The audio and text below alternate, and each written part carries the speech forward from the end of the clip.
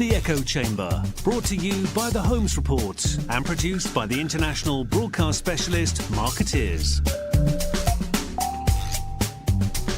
Sponsored by the Bullet Group, putting you in tomorrow's conversations today.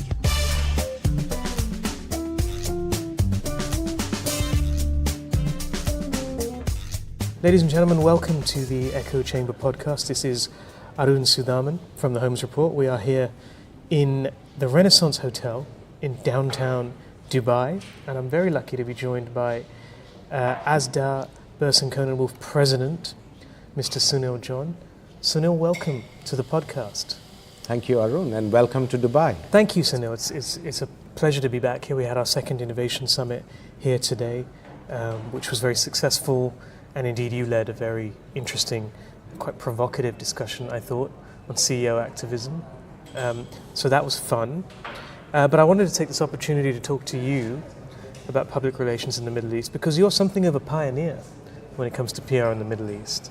And I wondered if we could start maybe by you perhaps letting our listeners know your story when it comes to how you have seen the industry grow up here. Yes, actually, Arun, it's quite a story because I came to the shores of the Gulf nearly 25 years ago. Mm-hmm. That was a time when PR was hardly existent in this region. It was a dominant advertising play, and you had a few firms, PR firms, that would essentially be part of a larger advertising group, and that's where I came in the year 1994. A fairly pioneering firm called Intermarkets Public Relations, which was the Burson Marsteller affiliate at that time. Oh, okay. So there was an old BM connection actually. Already. And it was interesting times, but yet scale was non-existent. So I mean, really, when you look at that journey from 25 years ago to today, it's been quite a journey. And indeed, actually, the first 5 years of my career in the region was when I worked for two different PR firms, Intermarkets PR being one of them. And then in the year 2000 is when the entrepreneurial bug, got me to think of an opportunity which actually said, if you create an independent brand that is created within this Arab world, for the Arab world, there was a very good opportunity to go for a market that didn't exist at that time. Right. And that's why Asda'a was born. Asda'a itself was the first step to name the firm, because we wanted to give it an Arab identity. Asda'a, as you know, is an Arabic word which means echoes. So we echo the messages of our clients in the marketplace, and that's how we were born nearly 19 years ago. And from there, from 6 people and 1 office in Dubai, today we have 9 wholly owned offices across what we call the Middle East and North Africa markets, and another 8 affiliates where we cover around 15 different countries across the region. So a network that spreads across this region, vast region of 400 million people. Right, sure. 60% of the population being below the age of 30. So it is, without doubt, the youngest demographic in the world. So that's one of the reasons why we saw there was reason for growth. There was the youth dividend, and of course there was oil. In oil-driven economies of the Gulf states, of course. And so from there, I think 2008 is when we grew to a fairly large size and attracted the attention of WPP. Sir Martin Sorrell acquired majority stake in our firm to make us an integral part of Burson Marsteller. And since the merger between Burson and Conan Wolfe in 2000 and early 2018, we are today Asda'a BCW. So quite a journey from a place where a PR industry really didn't exist to where we are today, a PR industry that's probably worth between $400 to $500 million in size, right? Okay, and with huge growth potential. Okay. And I believe, Arun, this is probably the fastest growing PR market in the world today. Wow, okay. Yeah. That's interesting to know. And how do you see the general state of the industry here? Because there's been some ups and downs in recent years, but how are you feeling about 2019? I think we've seen growth since the financial crisis of 2008 and 9. There was a dip there, Yeah. but then it slowly started coming up. And as you know, oil prices, much of the economies depend on where the oil prices are. So we went through, since 2008, a slow increase to nearly double-digit growth over the last 7 to 8 years. And despite oil prices falling in 2014, that growth hasn't ebbed. And that's been growing really well. So we are one of the fastest growing markets for BCW as well. Okay. And that, in a way, because we've reached that critical size, we are probably the only global brand that has the Middle East and North Africa as an independent region, or rather a reporting region to worldwide. Sure. As you know, we were earlier part of Europe, Middle East and Africa, and Yeah. today we are a region in its own right with its own critical mass, reporting to worldwide. So in a way, a testament of our size, our standards, and our growth potential. And how do you see the sort of general state of the PR industry in the Middle East? I think I'm very optimistic of growth continuing. I think we have so much more potential. When you look at the Middle East and North Africa, you're really looking at 3 different regions, actually, with each of with its own characteristics. You have the 6 Gulf states, which are the oil-rich states, and obviously with a great amount of economic growth. And when you look at just these 6 Gulf states, you're looking at an economy of nearly $1.6 trillion. Population of roughly about 55 million people with one of the highest per capita incomes. And that's where the real growth for PR industries. In fact, most of it is coming from the 6 Gulf states, and most of it is hubbed in 2 countries, the United Arab Emirates and Saudi Arabia, really. But when you look at the other 2 regions, distinct regions, the Levantine region, for example, here you have Syria, Iraq, the Palestinian territories, Lebanon, Jordan, and this is a region which makes global headlines for all the wrong reasons. War-ravaged countries, lots of dependencies on loans coming from the actually oil-rich Gulf states, but yet, and so there's not much in terms of positive optimism there, but there is clearly a market for reconstruction work that will happen, especially in Syria and Iraq, for example. And then you have the North African states where, of course, dominated by the populous Egypt country, nearly 100 million people, and the 3rd largest economy in the Middle East, but also the Francophone countries of Algeria, Tunisia, and Morocco, and of course there is Libya. So that really constitutes what we call the Middle East, and is, as you can see, the Gulf, the Levant, and the North African countries. 3 very distinct regions, but the PR business today is in the Gulf states. Okay, But right. imagine the potential of growth Sure. in the other regions. Yeah, and incredible diversity as well. across the Incredible region. diversity, but a hell of a lot of commonality as well. So when you really look at it, you have a region of 400 million people, as I said before, with one language, the Arabic language. Yep. And of course, you have the one common religion. Most of the region is Islamic. So so that kind of binds the region together. But there are so many different. So when you do this broad brush approaches to the region, it really doesn't give you the true picture. When you dive a little deeper, you see the nuances, the different changes. So you can see opportunities and challenges, of course. Yeah. But I see more opportunities for growth for the PR industry, because a lot of these emerging economies will want to have a voice in the global scene, so to speak, and that's where I think they'll need help from good professional firms. And what do you see as the key challenges?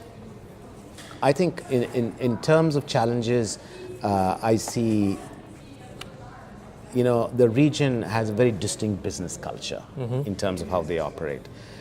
PR firms need to understand that, business practices that work very well in Western markets, such as London and New York, will not cut ice over here. So, I think more investment in seeing how, relationships are built. I call it the slow burn. But, but once you invest time and energy into those relationships, I think they can grow in a huge way. Not that it's very distinct from other parts of the world, but I think here, a little more investment in being able to understand the cultural mores, the way people do business. Arabic language is critical. I mean, the dominant median language is Arabic, and that's why Arabic talent. Getting Arabic talent is one of the biggest problems and challenges we have in this region. So I think that, in addition to the fact that it is a nascent markets, clients are understanding PR, and growth happens in fits and starts. So once that, so one has to be a little more perseverant and patient in this part of the world. And kind of go with the ebbs and flows. But if you are seen to be committed to the region, seen to be investing in this region, growth happens. And that's in many ways the Asda'a BCW story. It's 19 years of growth in this market to get us to where we are today, in terms of size and stature and being recognized as a pioneer, as you just said. And I think clients link with us. They have so much in terms of how we position ourselves with our Arabic heritage and our ability to scale across the world. That's where the opportunities lie as well. Sure. Yeah. In terms of growth prospects, is it centered on the 6 Gulf states? Or do you see growth potential in the other 2 regions, the Levantine and North Africa? I think growth in the next, 3 to 5 years will continue to emerge from the Gulf, and the other markets will emerge during that period. So the dominant focus will be, and let me explain to you what growth means in this region. When you really look at the region, you have global mega brands from this region. In the aviation industry, you have brands like Emirates, Etihad, Qatar Airways. In logistics, you have DP World, one of the largest players in the world. In sovereign wealth finance, for example, you have Mubadala, you have ADIA, the Abu Dhabi Investment Authority, you have PIF in Saudi Arabia. These are large players with global ambitions. In the energy sector, you have the largest company in the world, Aramco. You have ADNOC in Abu Dhabi, and you have SABIC, all in the energy and petrochemical sector. In the culture and philanthropic phase, you have Qatar Foundation, you have MIST Foundation, and then you have very large corporates like Emaar and Dubai Holding and Jumeirah and the Al Futaims and Meras and Americana. And when you look at it, these are big global brands, and they're going to continue to grow. And these are brands that will continue to grow globally. So your need for global PR firms to be able to come into this region is important. When you look at growth in, for example, Saudi Arabia, this what they call the giga projects of NEOM, the $500 billion city that's coming up, across 3 different countries actually, but mostly centered in Saudi Arabia. The big ambitious tourism project, the Red Sea Development Company, again on the shores of the Red Sea, which is the size of the Maldives, with 30 to 40 hotels coming up here. It's dramatic actually what's being developed there. You will see a lot of change in the entertainment and tourism sector in Saudi Arabia. You might be, it might surprise you that in December of 2018, you had so many different international entertainers coming into Saudi Arabia with concerts. For example, you had Toby Keith, you had Mariah Carey, you had the Black Eyed Peas, you had Enrique Iglesias and David Guetta, all in Saudi Arabia, all in a period of 1 month. And if you look at the kind of popular view of Saudi Arabia and see what's happening inside, you just have to travel to see what is happening there. it's bubbling with energy. It's a young population. Despite all the recent issues of the Khashoggi affair and things like that, the economy is strong. It's the largest. It's a G20 economy, and that brings me to the subject. Riyadh is going to be the city where the next G20 meeting is going to happen in November of 2020.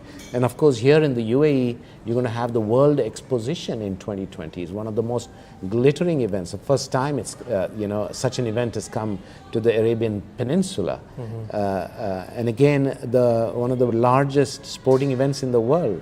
The World Cup in 2022 is coming in Doha, Qatar.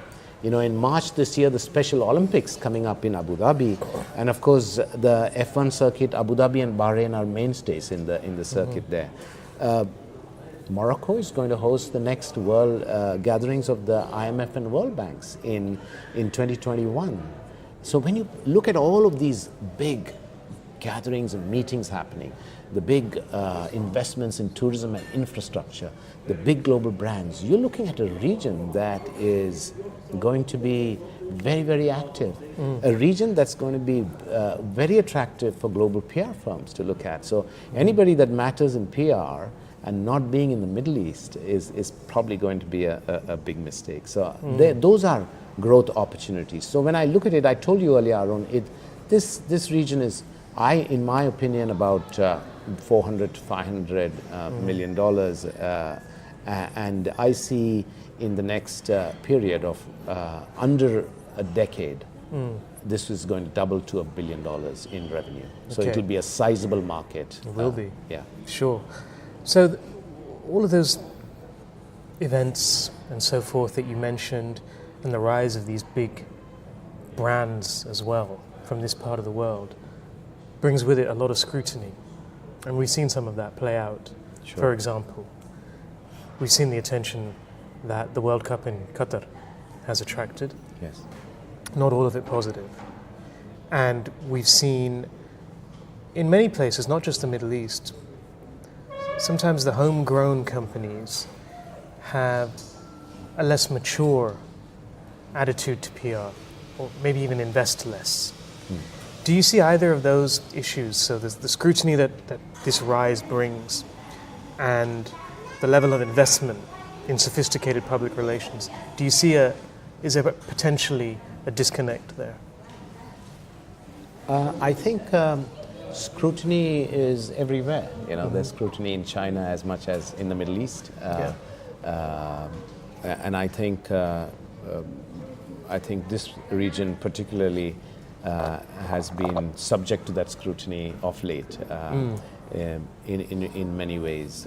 I think the World Cup in Qatar, still questions being asked. But I think that's the normal evolution of a region maturing. Sure. I think, but the region is young, it's ambitious, it'll continue to attract attention. There will be growth and there will be scrutiny. So I consider that as a normal process of growth and maturity. Yes, I wouldn't say everything is hunky-dory in the region. I think some of the biggest problems in the world are centered around this region, whether it is terrorism or lack of opportunity for young people. And as I said, the region is a very divided region. There are the haves and the have-nots. There are issues on women's rights, on gender pay and opportunities for women in general. I think all of those questions will come up. But it's a region that is fast maturing. It's a region that is young and ambitious. And I would like to stay optimistic about this. And I think scrutiny and governance for companies as well is a good sign. I think more and more governments, especially after the Arab Spring, are becoming more conscious that they should be part of the global citizenship and be able to follow global regulations and be seen to be an equal partner in making the world a better place to live in. And is that being reflected in the attitude towards public relations? For example, Is there more investment in PR? Is there a more sophisticated attitude towards how to deploy PR? Oh, in the 25 years that I've been here, I've seen that view on PR change dramatically. Yeah. From my early days in Asda'a, where I would go to companies that never used PR before. I mean, literally, our main philosophy was to create our own market. I mean, that's how Asda'a grew, because we went to clients that never used PR before. You know, ours was not a business model of pitching and poaching. It was more of creating your own market, and those are the clients that are our mainstays today. Right. You know, those regional businesses, those government clients, those family businesses, who we sat down and explained to them about PR, and today they are firm believers. You know, governments are today probably the biggest spenders of PR today. And why do they do that? Because they want to be seen to be of value to the citizenry that they serve, which is not the case even 10 years ago. You know, to being having a voice within the global community as well. So I think that's where PR is coming. I think we do great work and of great value to our clients, because we bring about a better understanding, you know, and which is one of the things that we do, as you know, in our annual Arab Youth Survey as well, because we bring out a study so that people can understand the region better. So today on stage you talked about this topic of CEO activism, and the lesson from your session, from your panelists, they all agreed that CEOs should take a stand. Yes. Now I'm going to ask you, as a public relations expert, are CEOs actually taking a stand in this part of the world as much as they should be? I think that was more an aspirational yes from my panel today. I think the region is pretty infamous for having faceless CEOs for decades. You never knew of their existence. And that's because there was a tradition of staying below the radar. I kind of call it the tall poppy syndrome, you know, simply because I think most of these people came into those positions because of either government patronage or, you know, and they didn't want to be seen to be crossing a line, which actually most often would be drawn by them actually. So, you know, fear of getting cut down to size if they dare to raise a dissenting voice or any voice at all was the issue. But I think there are some fabulous exceptions of CEOs who've come out and have shown the way and have been brave enough to talk about issues that are outside the business realm, to talk about issues that concern society.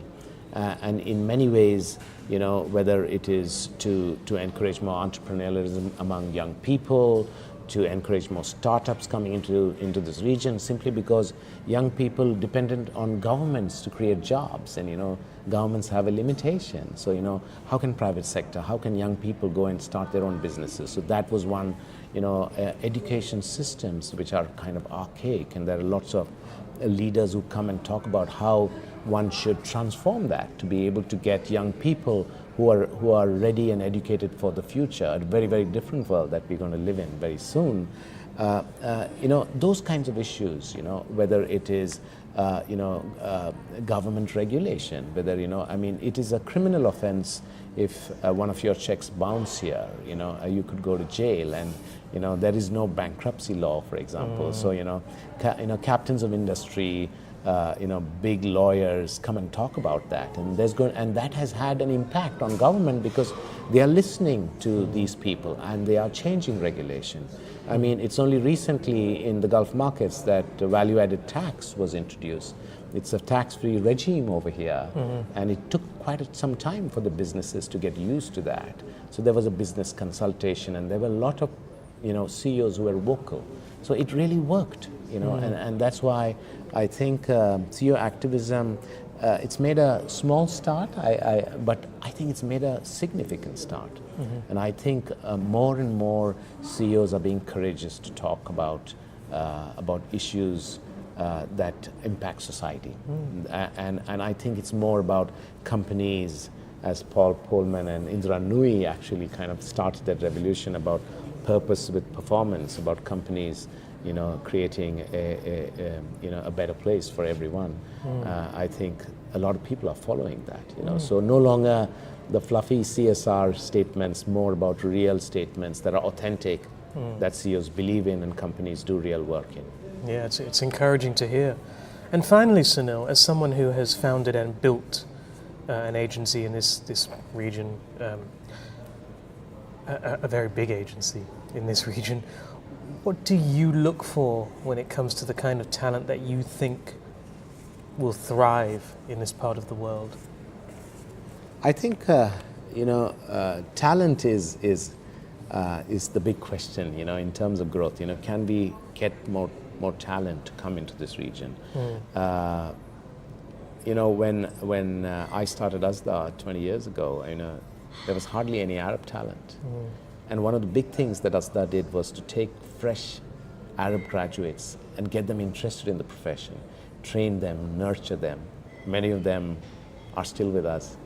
Several of them are in competing firms and in client situations. And I'm very proud that our firm was able to attract so many people. There's a fair amount of expats from different parts of the world who come in here as well and contribute to growth in this region. But the future is Arab talent, and I see that's where the growth is going to come from. I'm pretty proud of the local talent pool that we have today. I think, especially in markets like Saudi Arabia, the Saudi nationals, a lot of them are coming. Their work ethic is changing. They're hardworking and smart young people, especially the women. And I'm very positive about that. And what we look for is talent that takes the initiative. That go the extra mile. That in a market like this, they see the opportunities and create programs that resonate in this part of the world. Copying a successful program in another market doesn't work here because our realities are very, very different. And I think we're looking at talent that are ambitious, that sees the opportunity for growth and see growth for them as well. I think we want people to be brave, to be able to take risks, to be able to look at this new integrated offering that clients demand today in this market, where in many ways agencies are falling short of that. I think creativity is going to make a big difference. And that's where I think a lot of our talent that we are hiring today are more on the creative space. Whether it's, as besides Asda'a, I also run two other brands, the Proof, which is the digital and the design offering, as well as PSB Middle East, which is a research offering. So we call it the power of three, that provide that integrated spread for our clients, and it's working really well for most of our relationships. So I think those are the kinds of talents, more young talent, more creative talent, more digitally oriented talent, because today our ambition is to transform Asda'a BCW as BCW globally as well into a digital first agency that has earned at its core. I think we're not going to lose that, that strength of ours being, having that earned core, but I think being digital and more integrated is where the future is. And that's what clients want. And that's where we are putting all our time and our money to be able to transform and be able to meet that need of the market.